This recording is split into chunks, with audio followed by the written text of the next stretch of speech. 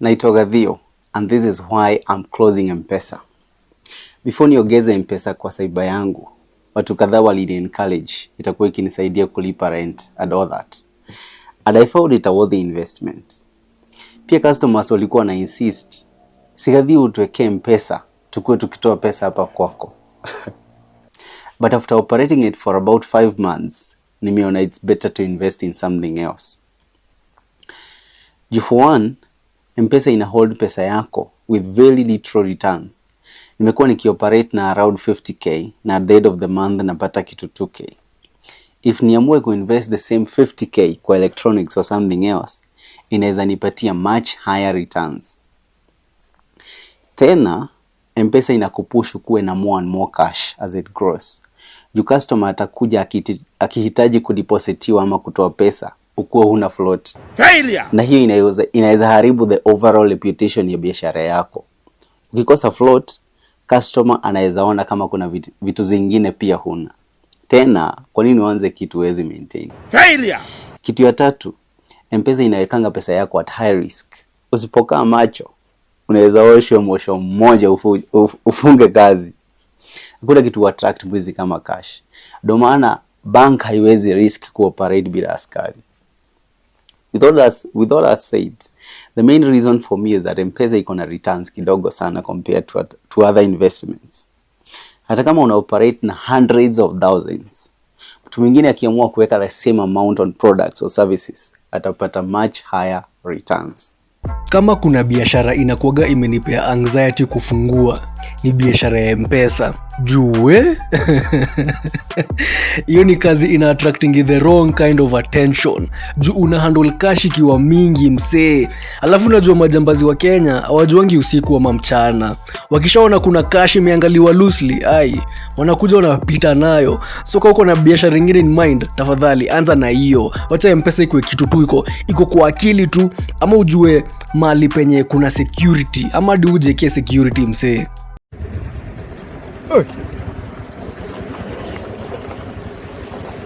Unataka kuwasikiza bwana?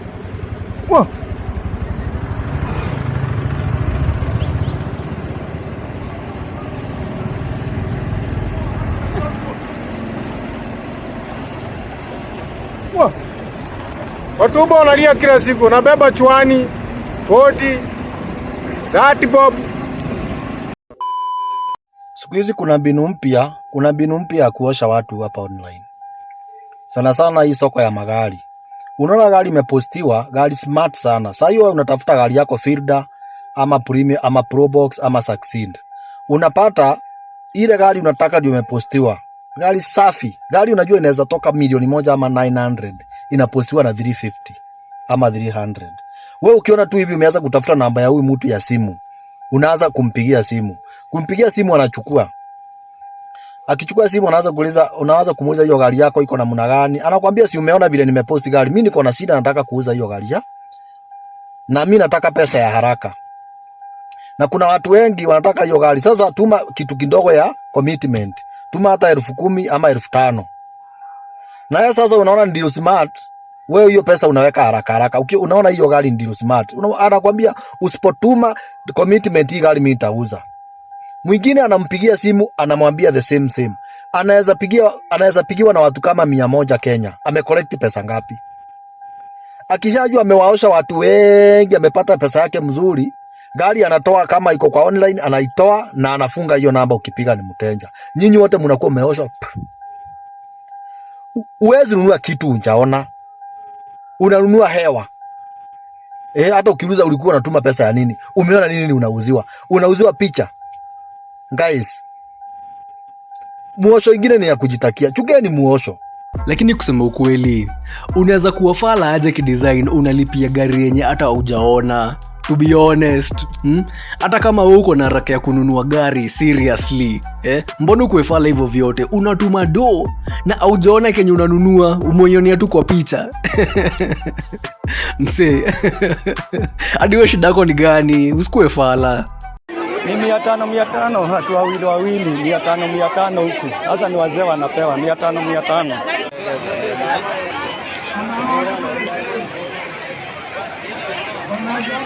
Yeah. George Ruto is harassing the matatu industry here in Kenya, and then now Mama Rachel and one of her daughters are being accused of benefiting from people suffering in the Gulf. The first family is not supposed to be involved in these businesses that directly negatively impact the Kenyan citizens.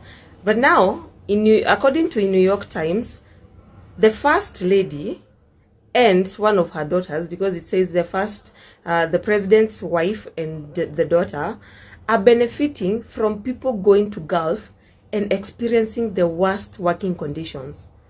Now, this government has been accused of doing cheap labor trade. Now people actually know Kenya to be among the top countries providing very cheap labor, and this cheap labor also comes with protection from the government. So the government protects the employers who are now outsiders and live in the Gulf, and they don't care about the employees who are now Kenyans. Now, according to New York Times, there are these agencies that politicians have ventured in, like kutoka president aseme tutatuma watu 400,000 sijui waende outside country wafanye kazi. Now the politicians started kukua na hizi travel agencies, hizi za kutafutia watu kazi in the Gulf, ukikuja passport sijui visa sijui nini, those ones politicians wame venture into them fully. Now the companies are hizi agencies, majority of the shareholders ni Rachel Ruto, now the wife to the president, and the daughter. They have been accused.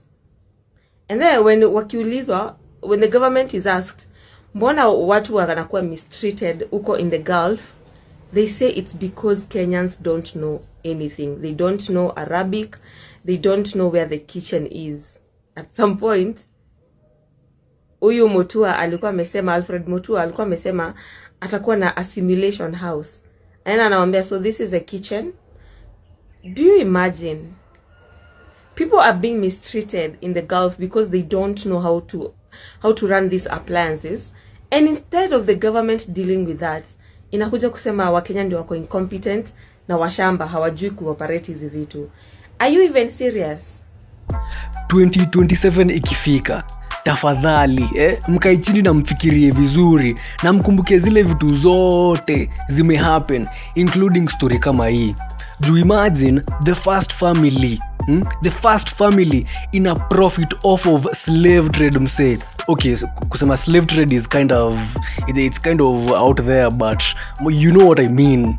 Bro, the first family in a profit off of export labor, cheap labor in our country mse, na wako so proud. 2027 ikifika, mkumbuke vitu kama hizi na mkasirike, ndio muamke asubuhi na mapema kwenda kutoa mse. Now, let me tell you the only strategy remaining for UDA and its people. They have only one strategy, and we have learnt it, and we have to speak about it now. Young people are being told to carry their phones on the ballot day, so that when you vote, you take a photo of the ballot, and then there's a place you're going to pass by and get money because you've taken a photo of the ballot. After you voted, you go and get money. This is my advice to all the young people of Mbere. We know Leo Amodhende is going to get not more than 10 votes. So what we want you to do is just to donate 3 or 4 votes. You people are clever. Watu young wajitolee wapige picha. Take a photo of that and then share on very many WhatsApp groups.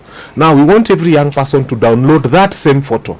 And every time you go to where they are collecting money, you show them the same photo. Those fools will not know. And so you can have only 3 votes which we are willing to sacrifice. Those 3 votes can be turned into a lot of photos. Download on the phone. Usiende kuonyeshana ni forward. Don't be foolish. Download so that it's seen that you took the photo. And show the people and collect the money. So either way, we are milking this government dry. Do not be yourself in the workplace. I know this might sound a bit odd, but I repeat, do not be yourself in the workplace. Instead, be what the job and your career at that point requires you to be. The truth is very simple. The world is not so friendly to authenticity. The world, especially the corporate space, does not often reward authenticity, but instead It rewards strategy. How do you position yourself? How do you mirror and adapt to what the job demands? How do you reflect what the job needs in that particular moment? What sets you apart? What's your value proposition? And I strongly believe that is not your authentic self. Because at the end of the day, if I'm a calm person, but I go to work in a field that requires me to be aggressive, I'll need to be aggressive in order to succeed in that role. But we lie to ourselves, especially when we're young, that I need to be myself. I mean, I'm a personality higher, whatever. Fine. But success in that role is not dependent on your personality. Any other personality can succeed in that role. What sets them apart is their strategy. The world rewards strategy, not authenticity. How do you position yourself? And the truth is plain and simple. Do not be yourself in the workplace. Be what your career, be what the workplace demands you to be at that particular moment. When you move on to the next phase of your career, adapt, evolve, and be what it wants you to be at the next moment. Okay, so mimi sijaifanya kazi in the corporate space.